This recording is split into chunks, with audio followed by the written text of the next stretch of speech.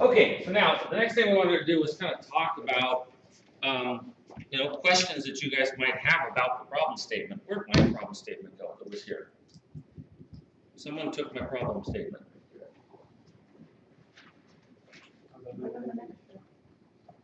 All right, I'll take another one. Okay, so what sorts of questions have you had in reviewing this prompt? Alex, you were first. I'd go ladies first, but you were way first. So. Oh, okay. Well, technically, I have 2 questions right now currently. One, I have to skip a little bit before that. You said that there's going to be a high tide and low tide, right, on the map. For the building that's on land, when it's during high tide, would the flood cover the building? It will not? Will it affect it? No, what the model that you're looking at is a high tide representation. Oh, okay. And the second question is, during the guide, it says something about topology and desperate parts. Is there? Okay, so what paragraph is that in? It's in the right on top of the word site. Yeah. All right. So the use of the building will be an ecological, biological, science research facility. Is that where it's at? Yes. Yeah. All right. However, the purpose of the project is not to study a typology. So, does anybody here know what I mean by typology?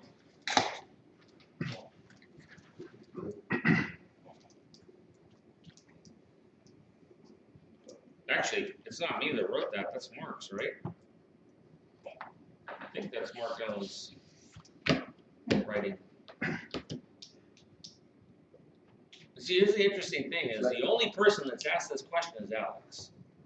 So you guys are all willing to just read right over top of that and not know what it means and keep reading. So, typology. In architecture, typology often refers to a building type and the study of a building type. So, for example, classroom buildings are a typology. Theaters are a typology.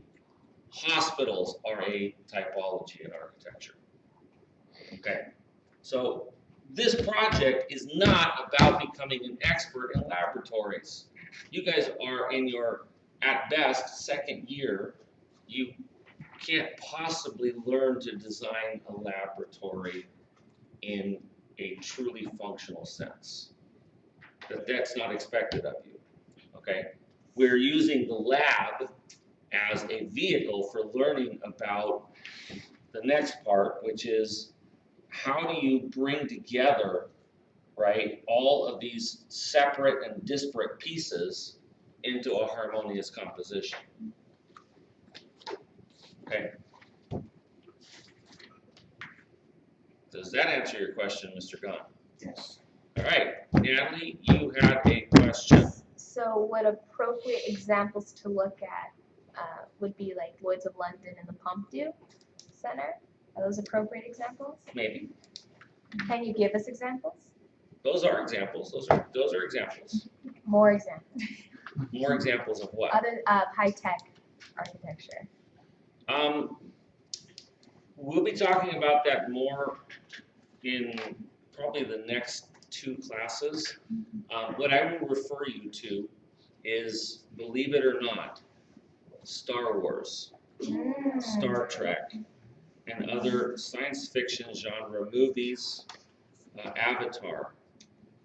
And within those sort of movies, there are hundreds and hundreds of models, digital models that are built, and physical models.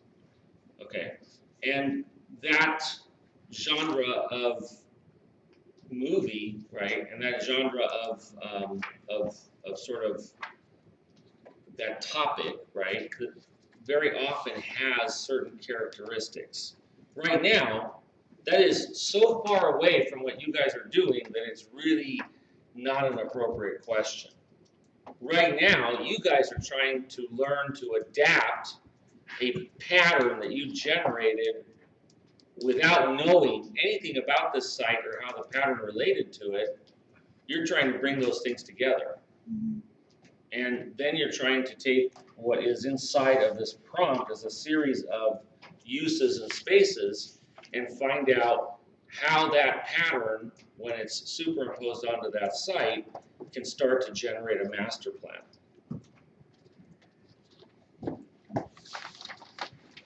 So the last thing we should be doing at this point is trying to look at Lloyd's of London. There's a picture of it there only because it is a building that references this idea of a modular expression. So that expresses a modular expression. All right, other questions? You guys have been reading this document for the last hour and a half, so. All right, Natalie has another question. I'm sure Alex will be after that, and then Natalie again, and then Alex after that. Go ahead. Are we able to separate the parking area? Because if it's that big of a building, I'm assuming like malls, there's separate parking areas. So do we have to have one giant parking structure, or can we split it throughout our site? I'm gonna let you guys think about that, but I will warn you that one of the most important functions of this project is the demonstration garden.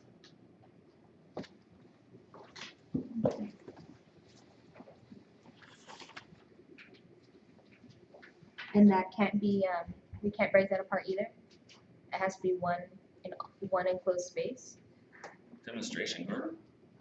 Like, is that, You don't know what a demonstration garden is. or what's a demonstration garden? Have you been up to the Rancho Santa Ana Botanic Garden? No?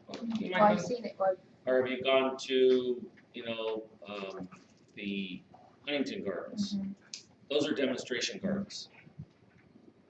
They're not buildings. Demonstration garden is not an indoor space. no, I know that, but I meant like,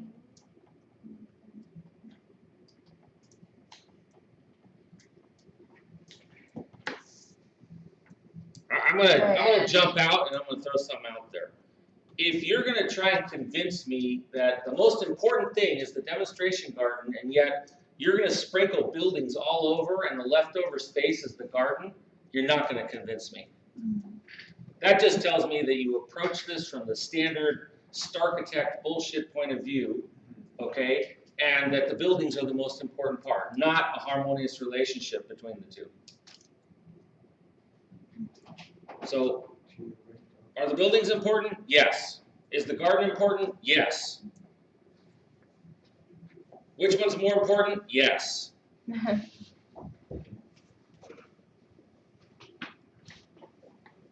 And with all that, a bridge is involved. Right now, we're starting with the administration building, all right, and we'll get to the bridge later. Okay, just know that from the administration building, there is going to be this other research facility that flows out over the river. Are kilo T's a requirement for our administration building? Yes, so are roof gardens.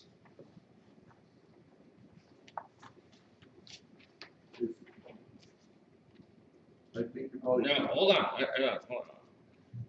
Just because I'm saying that the idea of using pilotis or columns, right, is a requirement of the project does not mean that all of the buildings are going to be lifted up off the ground and hovering 10 feet above the ground.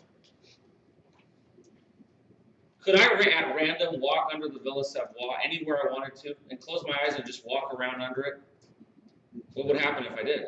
No. I would run into a wall, right? Yes? Yes. Okay, well there's your clue. Okay? Other questions? Yes, Alex? It says that there is an entrance garden. What is the relationship between the entrance gardens and the demonstration garden? I'm going to ask you all to do some research on demonstration gardens.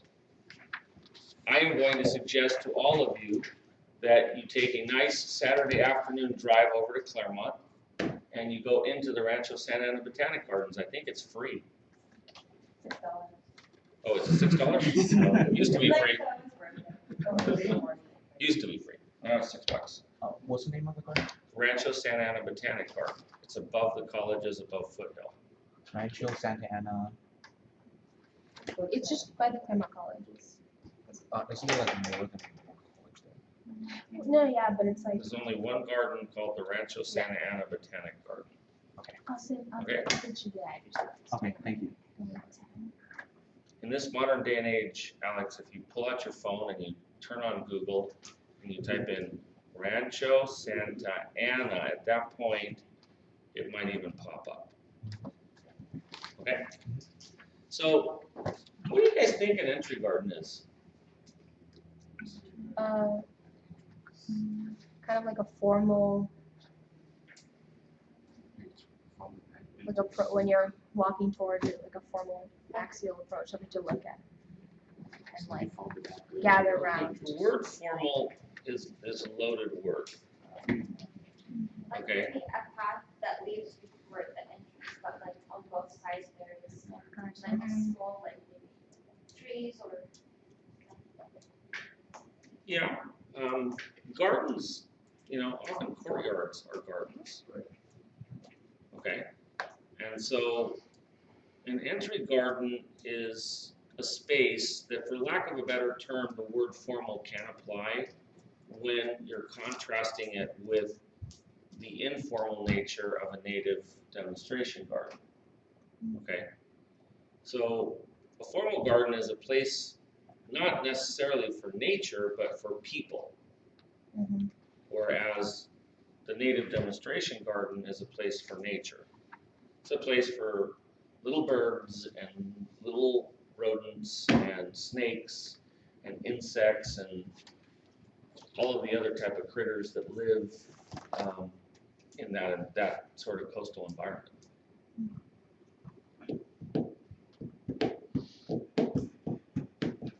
So this is about how your 102 class is going, right? You got two people that ask questions and everybody just sits there and goes, stares at you, right?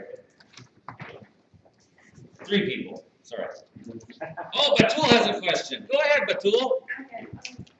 On the first page, the last few rows, it says social considerations should be given for the negative space. What do you mean? Like, what are we supposed to do in this negative space? Like, should we assign something? The negative space between buildings, you guys already started to do this when I asked you to extrude and not extrude the center. Do you remember me saying that? Okay. So when you did that, you were creating the beginnings of a negative space. And that negative space should have these kind of, we'll call it rivers of negative space that go out from it, maybe 1, 2, or 3 directions. All right. I'm going to try to go to the library and check out a book that I know they have down there on a selection of piazzas from Europe, so that you guys can start to get a sense for, what is the negative space between buildings about. Carol, other than Horton Plaza, can you think of any kind of spaces that were designed with a negative void that has this sort of ceremonial character to it in Los Angeles? Not ceremonial, but celebratory.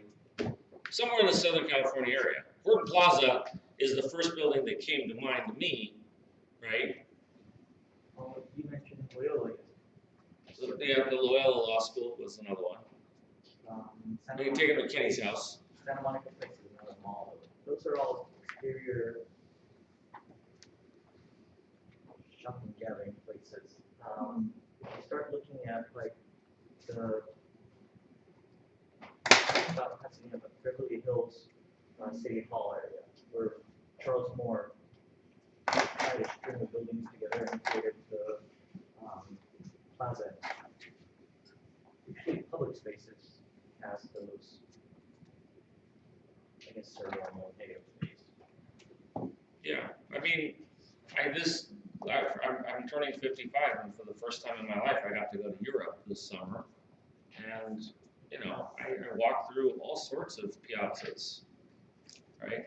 And the character of that space was just beautiful. It was phenomenal.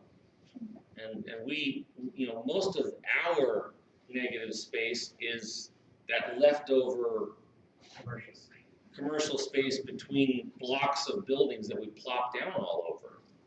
But when you go to a place like Europe and you go to, to Rome or to Spain, and you walk into some of these places, it's not like that. Walking up Las Ramblas it was a planned negative space, right? It's 3 to 5 story buildings on the sides.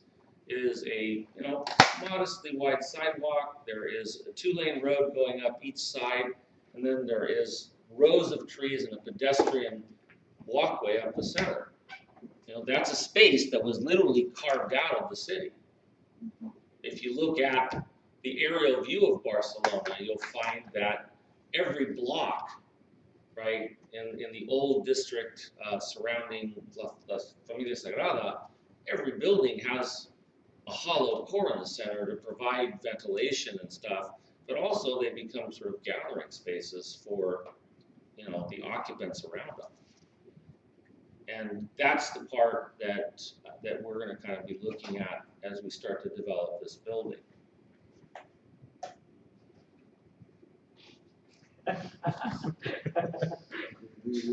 Number 2, or number 1. Let's add on to the last question that you answered. For all the places that you told us about have the negative space. What's the difference between that all those places that you told, and between Salk Institute space that we actually went visit? The Salk Institute is a very carefully choreographed negative space. It is a void. It's what, Hiro and I call it negative space. I think Mitchell tries to think of it as figure ground. It's the same thing, right? It's where is their object and where is their space? Okay. In that building, there's 2 sets of negative space. One courtyard plaza in the very center, and then if you look between the offices and the lab itself, there's like towers of negative space. So you've got this white vast area in the center, and then off to the side, there's like tower. And I'm not sure that everybody went to the Salk Institute, but that's another excellent example, right? How many of you have gone to the Salk Institute? So, less than half of you. All right. Maybe that's another field trip we should run. We'll go down to San Diego and go visit my daughter at Woodbury. All right? We can go run into the Woodbury Development School, Real Estate Development School, and check it out. But but we can go down there and check out Horton Plaza and go back to Salk Institute and kind of get an idea of what are these spaces between buildings like. I mean, how does it? Did you feel very ceremonious when you walked out in front of this building? No. Sorry, I almost said something bad. No, not really. No. But those of you that went to the Salk Institute, there's something special about being in that space between those buildings, right? Yeah. There's something about the proportions of the space, the materials, and the relationship of height to width and setting and focus that is different. And Horton Plaza is it's a mall, right? Hiro and Mai's mentor worked on the initial designs for that. No, Hiro and my mentor, Mark Dillon, worked on the initial designs for that when he was working for the John Journey Partnership. It was after Mark had come up with some of these initial schemes, it was then decorated like a layer cake with lots of colorful postmodern attachments, right? But the space is still there. The space is beautiful. And the stuff, actually, in all honesty, I'm not a huge fan of postmodernism, but it feels festive. It feels happy as compared to the Salk Institute, which is very sort of thought-provoking and in some ways somber. What's that? Oh, going to somber. So both of which are valid compared to walking out in front of this piece of architecture here, right? Or walking between any of our buildings. I mean, We have a building with a courtyard right here, and it's dead. The brick building over here, that's just past the end of this one, right? It's a courtyard building, and it's absolutely dead. It's horrible. It's a big turd.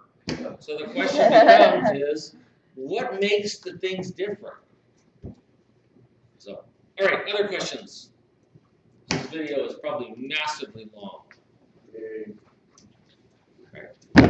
Go ahead, Batul. You got the last question before I have to restart this video. Okay, there is in part B, the research building. I didn't understand what it means. Each lab has clearance requirements. What is a clearance requirement? Where are you reading? Research building, the. Part B, Yeah. last page. Right, I got that so far. The fifth row. What's clearance? Okay, each lab has clearance requirements. The space of 6 feet must be left on the top and all sides for access to mechanical equipment. We're going to talk about that further, okay? But again, this is in some ways sort of referencing Louis Kahn's innovation at the Salk Institute, all right? But essentially, you can't just take one of the labs and stack another one right on top of it and another one on top of it. Like you see shipping containers stacked up, that you can't do that with this project. You have to have 6 feet of space in between it so that a man can walk and change the location of roof penetrations and stuff like that. Not that you guys are going to design, oh, well, we need liquid nitrogen to this spot of the lab. You're not going to be designing that. That requirement is in there in hopes that as you complete the project, you will learn from the configuration of these volumes with space between them having a certain type of reading. So, all right?